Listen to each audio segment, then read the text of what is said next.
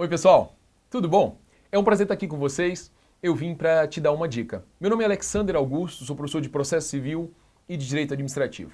A dica de hoje vai para processo civil, especificamente lá na execução. A gente está falando de cumprimento de sentença.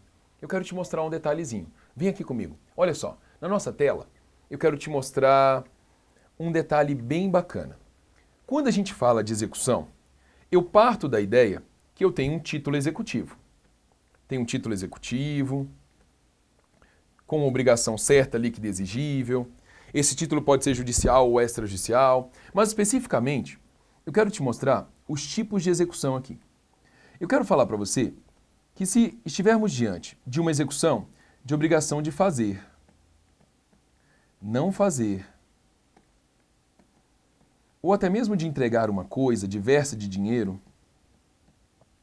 entregar coisa. Nesses casos, meus nobres, é interessante você visualizar que o juiz pode, botar aqui, ó, juiz, pode de ofício, esse é o ponto bem importante, estabelecer algumas consequências para o caso de descumprimento. Ele pode, por exemplo, criar aqui uma multa diária, que é a mais importante para a gente, é dela que eu quero falar. Mas ele pode expedir mandado de busca e apreensão. Vou colocar assim, ó. Cadê? Calma lá, gente. Pode expedir aqui uma busca e apreensão. Busca e apreensão.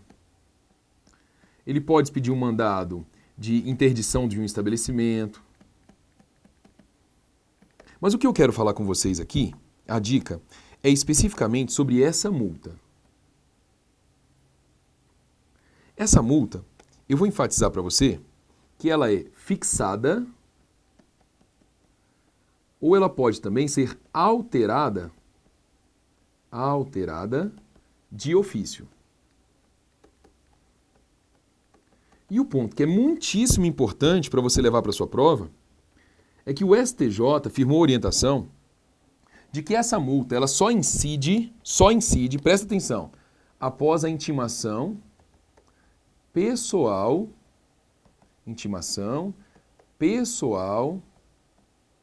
do devedor. Intimação pessoal do devedor é a súmula 410 do STJ.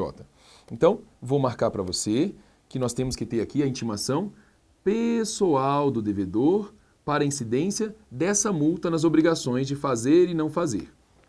A súmula 410, ela fala de obrigação de fazer e não fazer, mas eu também posso aplicar essa ideia para a obrigação de entregar coisa diversa de dinheiro. Bom, a execução, ela também pode ser uma execução por quantia certa. Por quantia certa. Essa execução por quantia certa é exatamente aquela execução na qual você busca dinheiro. Se na execução por quantia certa você busca dinheiro, eu tenho que te dizer o seguinte, imaginemos que eu estou falando de uma execução por quantia certa de título executivo judicial. De título executivo judicial. O título executivo judicial são aqueles indicados lá no 475N de nariz. Vai lá dar uma olhada para mim, tá? De título executivo judicial. Peraí, eu vou apagar essa partezinha que eu quero usar esse espaço aqui com vocês. Título executivo judicial. Gente, eu tenho toque, tá? Não liga não. Eu tenho toque, ali não ficou bonito, eu não gostei, apaguei e fiz de novo. Cada um na sua. Vai mexer o saco não, hein? Então, 475N de nariz. Meus amados, vejam vocês. Se a gente fala que essa ação judicial, ela já transitou em julgado, vem comigo, ó. Após o trânsito em julgado, nós estaremos diante de uma execução que se chama de execução definitiva. Execução definitiva. Muito bem. Se ocorreu o trânsito em julgado e a nossa execução ela é definitiva, estabeleceu-se na jurisprudência que nós teremos que aguardar o retorno dos autos para a primeira instância. Ó, aguardaremos o retorno dos autos à origem. A terminologia mais correta seria retorno dos autos à origem. Eu estou falando na primeira instância. O processo começou na primeira instância, subiu para o TJ, foi para o STJ, foi para o Supremo, eu vou voltar, eu vou aguardar ele retornar à origem. Quando ele voltar para a origem, eu vou fazer a intimação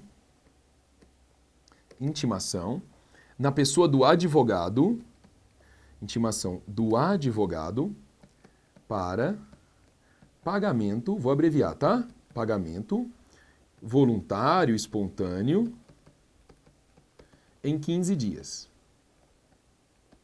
15 dias. Vejam vocês. Pagamento aqui em 15 dias. Olha aqui. Não sei se você percebeu, eu já vou enfatizar isso, que na obrigação de fazer, não fazer, entregar coisa, eu falei que a intimação ela é pessoal do devedor. E aqui, nesse caso, para pagar a quantia, a intimação é do advogado. Fique atento, esse é um peguinha da prova. Eu só conto 15 dias para o camarada pagar depois do trânsito, quando os autos retornaram para a origem, e lá na origem eu fiz a intimação do advogado. Aí você começa a contar 15 dias. Presta bastante atenção que eu vou te dizer que após esses 15 dias, o 475J do CPC fala que incide uma multa de 10%. Essa multa de 10%, ela incide depois do 15º dia.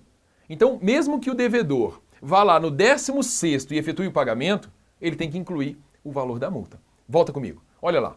No nosso material, então, eu chamei sua atenção para o fato de que essa multa aqui,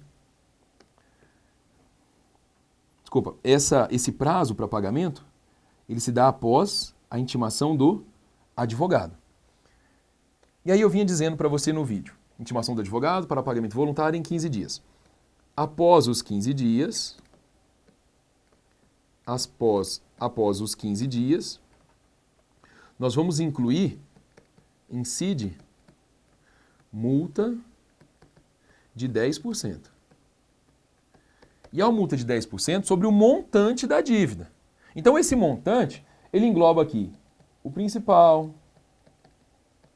Aí esse principal já tem uma correção, tem juros, despesas processuais, tem honorários advocatícios. Tudo isso,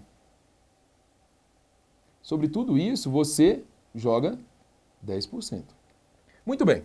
Após os 15, incide essa multa. Te falei que ainda que pague no 16º, tem a multa. Bom, eu vou colocar aqui, ó, a requerimento do credor, a requerimento do credor. Meus nobres, a requerimento do credor, o juiz expede um mandado de busca e apreensão. Desculpa, busca e apreensão, ó, viajei. De penhora e avaliação. Penhora e avaliação. Então, deixa eu enfatizar aqui de novo. Requerimento do credor. Requerimento. Cadê? Borracha. A requerimento do credor, o juiz expede esse mandado. Quero que você entenda que se o credor está tendo que trabalhar aqui mais uma vez, serão devidos, olha, deixa eu marcar aqui, puxar uma setinha para cá. Serão devidos novos honorários advocatícios. Vai ficar muito caro isso aqui, hein? Vai ficar muito caro. O melhor é ele pagar ou até parcelar a dívida. Se desse tempo eu ia te falar de um instituto aí do parcelamento 745A. Dá uma olhada lá, 745A. Paga 30% da dívida e divide o restante em 6 vezes. Presta atenção aqui. Quando o devedor não paga, a coisa vai ficando assim, uma bola de neve. É intimado para pagar o advogado. 10%. Já foi uma porrada. Aí se o advogado do credor tiver que fazer esse requerimento, veja que já não é de ofício, ele tem que fazer o requerimento. Se ele tem que fazer o requerimento, são devidos novos honorários. Então, você já incidiu 10, vai incidir mais 10, por exemplo. Está ficando muito caro, já foi 20%. É melhor pegar um empréstimo e fazer o parcelamento dentro dos 15 dias para pagamento voluntário, deposita 30% e pede para pagar o restante em até 6 vezes com juros de 1% ao mês. É melhor, é melhor. Então, volta aqui comigo. Essa é a ideia que você tem na execução por quantia certa após o trânsito em julgado. A requerimento do credor, o juiz pede um mandado de penhora e avaliação. Não é citação, não é intimação, é penhora e avaliação. Essa é a regra no cumprimento de sentença. É a regra. Existem exceções, tá? Temos 3 títulos, diz o 475N, parágrafo único. 3 títulos que nesse mandado inicial de penhora e avaliação, o juiz inclui uma ordem de citação. Quais são os títulos? Sentença penal condenatória transitada em julgado, sentença arbitral e a sentença estrangeira homologada pelo STJ. Nesses casos, o mandado inicial, como é a primeira vez que você vem ao juízo cível, ele inclui a ordem de citação. Mas esse não é o ponto. O que eu queria mostrar para você é a história da multa. A multa. Lá na obrigação de fazer, não fazer e entregar coisa, aquela multa ela é variável. É o juiz quem estabelece, precisa da intimação pessoal. Essa multa aqui, ela é invariável. Ela só incide uma única vez. Ela é 10%, incide uma única vez. Quando ela incide? Após os 15 dias que são contados após a intimação do advogado. Percebeu? Deixa eu só para finalizar te mostrar a execução provisória. Vem aqui comigo. Olha lá. Quando eu tenho esse título judicial, eu posso ter uma execução também antes do trânsito em julgado. Antes do trânsito. Antes do trânsito, gente, a nossa execução vai ser chamada de execução provisória. Execução provisória. Se você quiser dar uma olhada, o artigo da execução provisória é o 475-O. Esse de cima eu não escrevi, vou escrever aqui, ó, 475-J. Antes do trânsito, a lei diz assim: a execução corre por conta e risco do exequente. Se a decisão for modificada, ele se obriga a ressarcir os prejuízos causados.